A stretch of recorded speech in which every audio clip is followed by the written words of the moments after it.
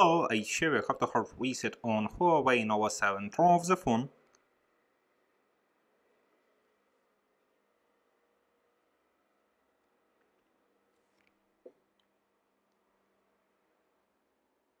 Next, press and hold the power button and volume up key for a few seconds.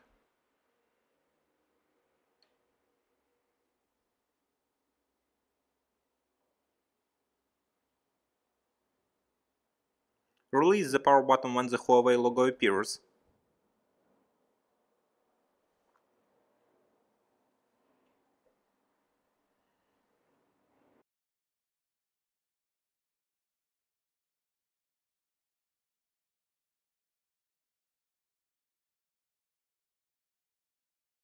Use volume key and power button to select factory reset, then choose factory reset here, enter yes, and click reset. Your device will now restart successfully. The hard reset is completed now. Subscribe to our YouTube channel and rate the video.